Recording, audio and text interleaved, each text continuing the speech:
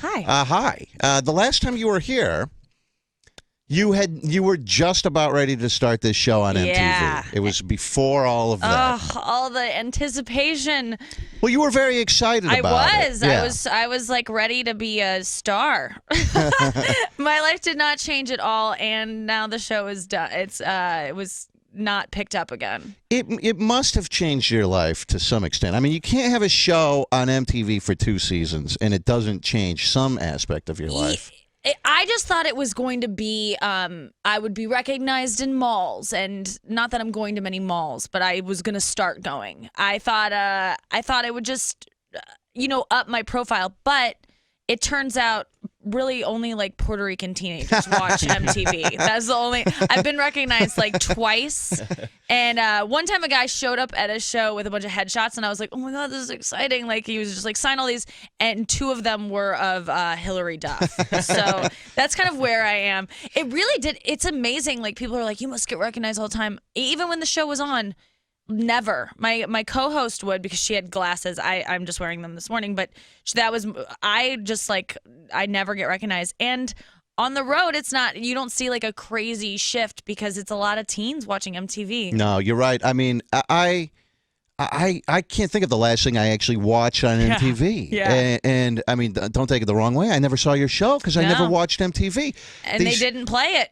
And these things, these award shows and all this crap that they do. I mean, it's maybe it's just I'm getting old or whatever. It's unwatchable. It really is. I agree with you. It is. It's a bunch of reality crap, and then we were trying to bring something different to it, and they just didn't. They gave us a second season, which I was like shocked that they did, because I never saw them really investing in us. But so the change was I now have some money saved, and that has changed everything for me. Did they pay you pretty well to do that show, or just so-so? It was decent for me, and I was a producer on it, I was a writer on it, and I was paid for acting in it. So that was like 3 paychecks. So it was nice for me. I've never had anything like that, and it kept me in town. I was not on the road as much. I was able to kind of build a life. Yeah. And now that's all gone.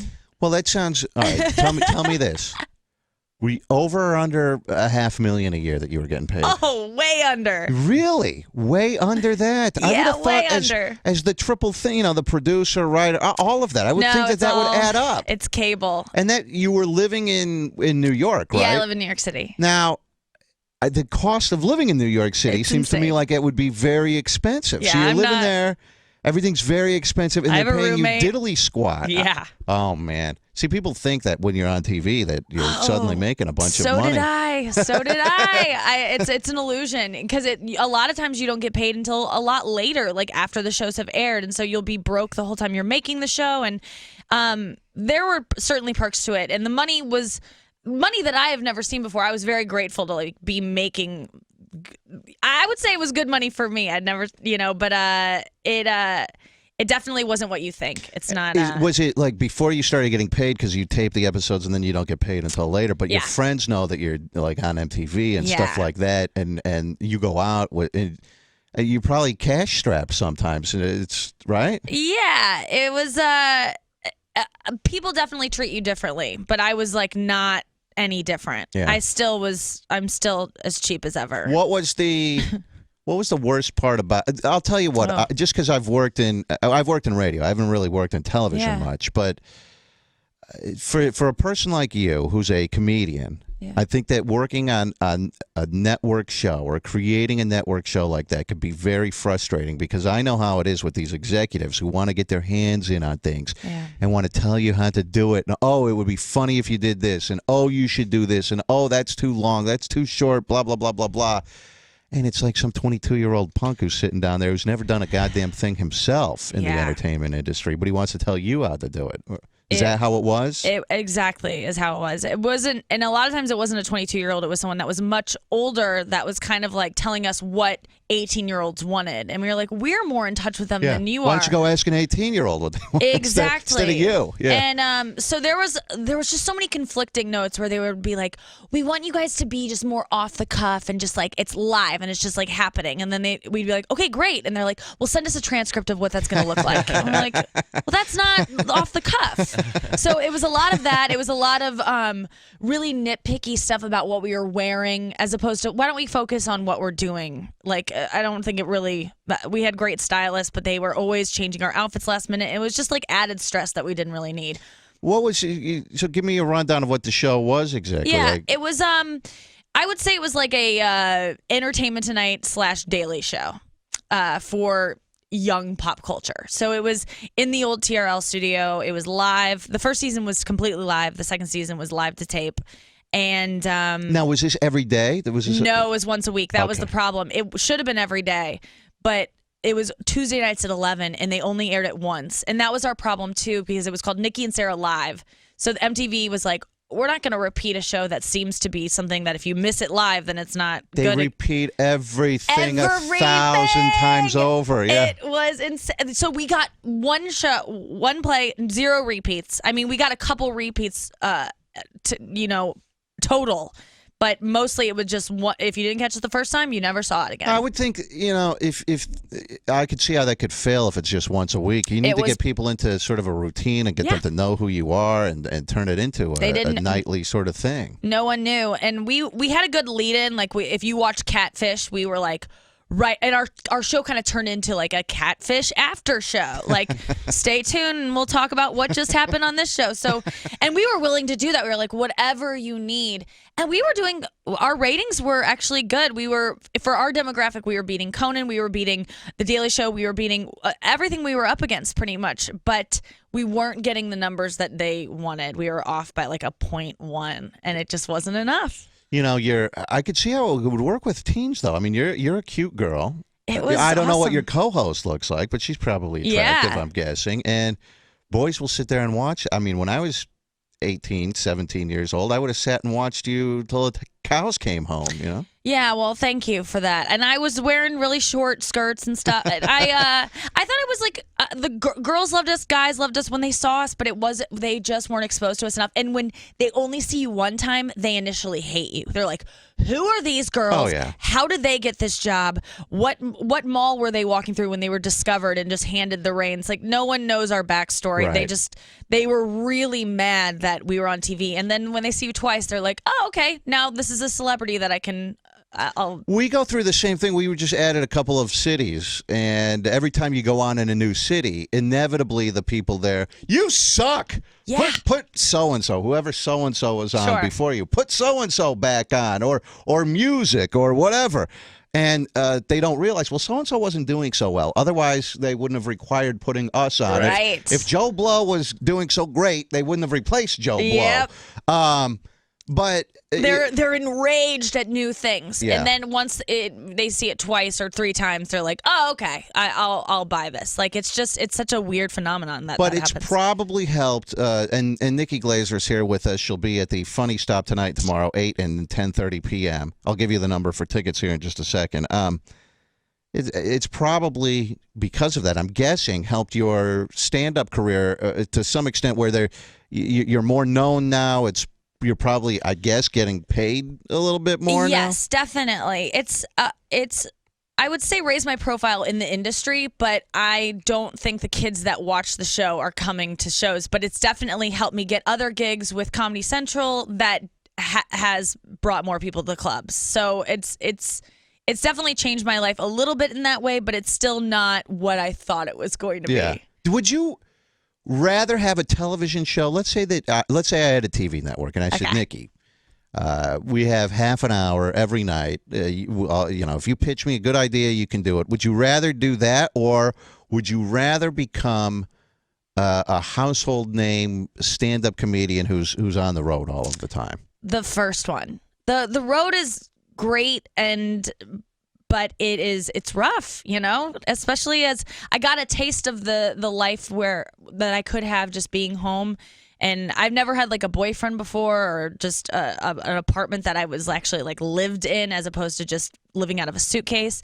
It was nice, and it's what I want for myself. I've been doing this 10 years now, so I love traveling, and it's nice to just come in for a couple days. But when it's a long stretch, it can really wear on you. And do you think that it's different? It's tougher for women to do it because guys, I'm just assuming that male comedians, they probably go to these cities. They love the thrill of like trying to bang a new girl in every city and all that kind of stuff. Yeah. And I don't know about you. You don't look like a huge slut, so I'm guessing that that's not what you're into. No. Do you think that that makes it tougher for women to go on the road than men? Yeah, I mean, that's always been a thing.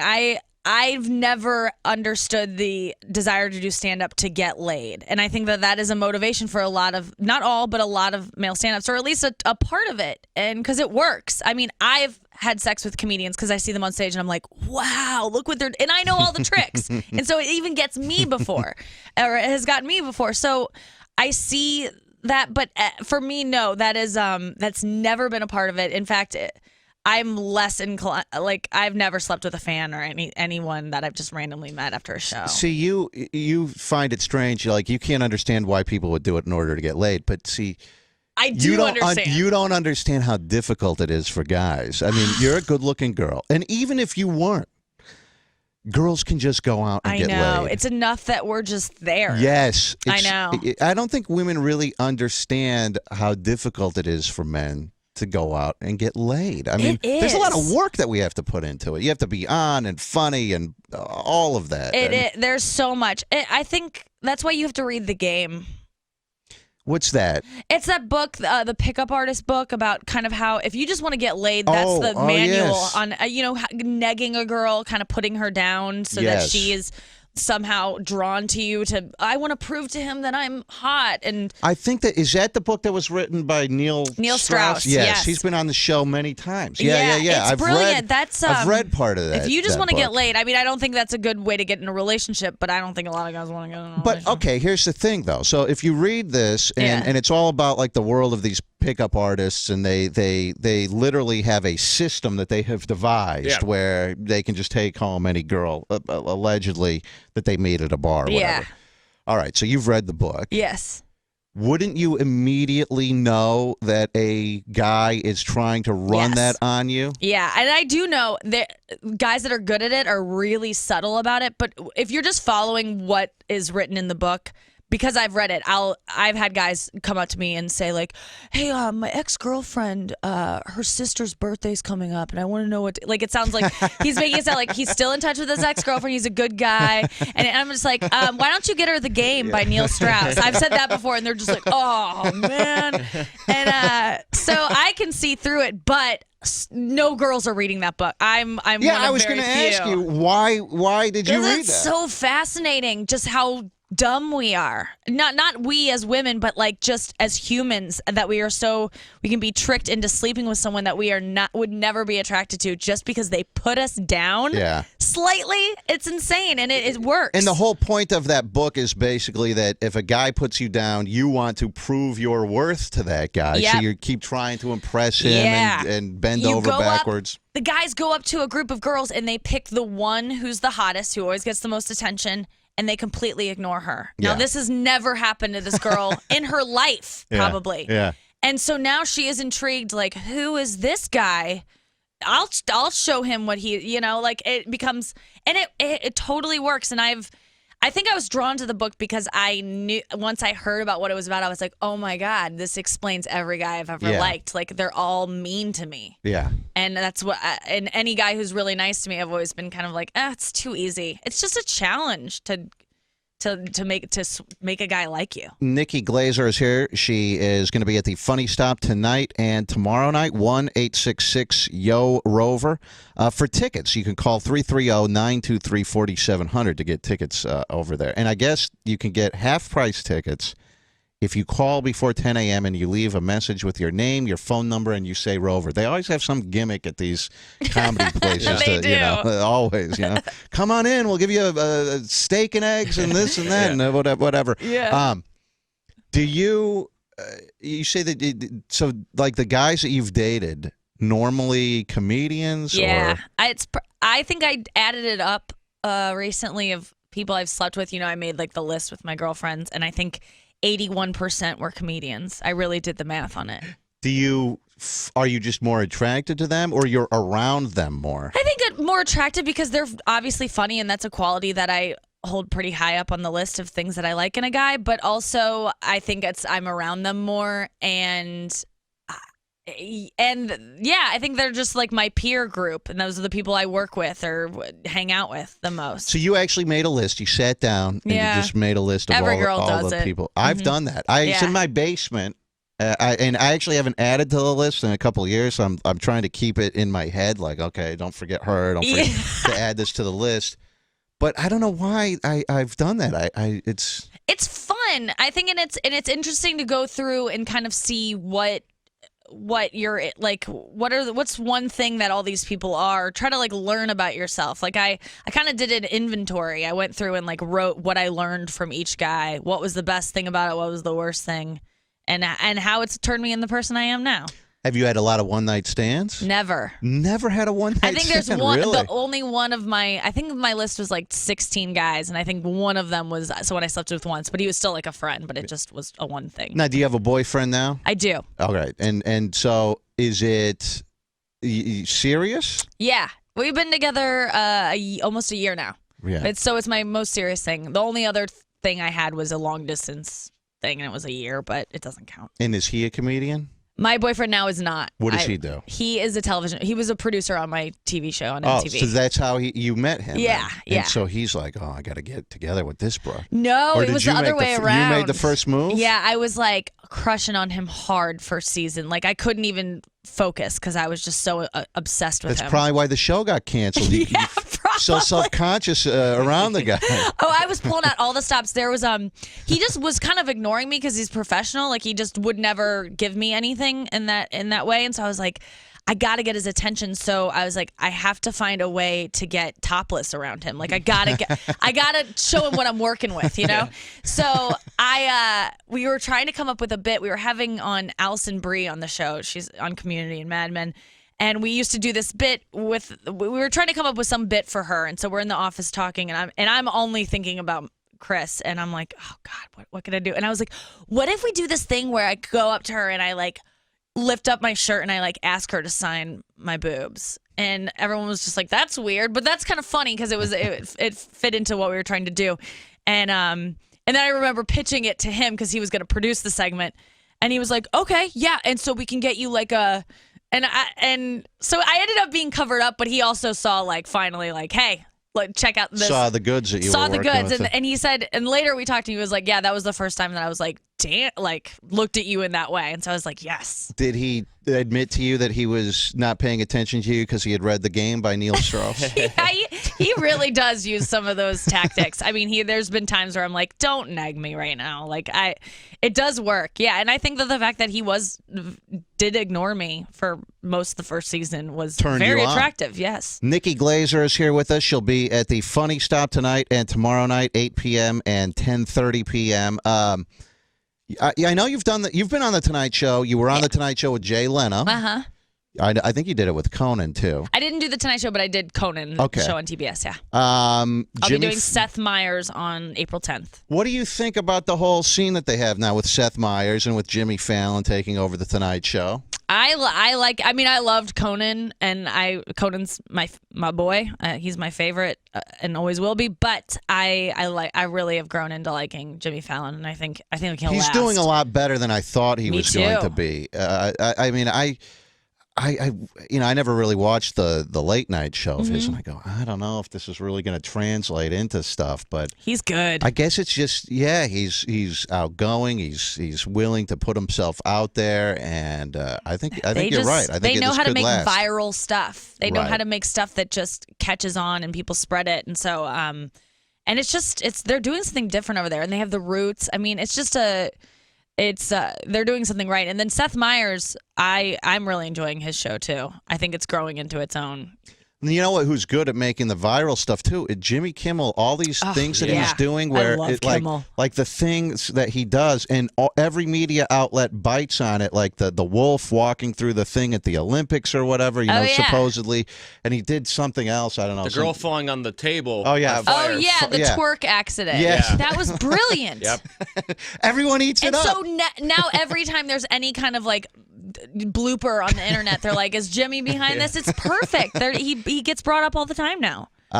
So what do you have do you have anything in the future that you're working on? Are you gonna work on another? Now that you're dating this TV guy, he could probably help you out. Yeah, coming I up don't with some want to work concepts. with him again. That would be too weird. I'm developing some things. Well, there's some things in the works, but I'm working on my new hour, so I hope to have a special out by the end of the year. And who has to pay for that to be done? Do you have to produce your own special, or does Comedy Central do it, or how does it work? Well, a lot of Comedy Central can buy it and produce it. That happens a lot, and that's probably the route that I would like to go. But I think Netflix is buying a lot of them, or you can your management company can produce it and then sell it. I mean, there's money to be made. It's pretty much guaranteed you'll sell a special somewhere. Well, Nikki Glaser, go see her at the Funny Stop tonight and tomorrow night, 8 p.m. and 10:30 p.m. It sounds like things are going well for you. Thanks. And she has a boyfriend now. I mean, she seems so happy. We catch you at all the high moments in your life, like right before you start doing a TV show.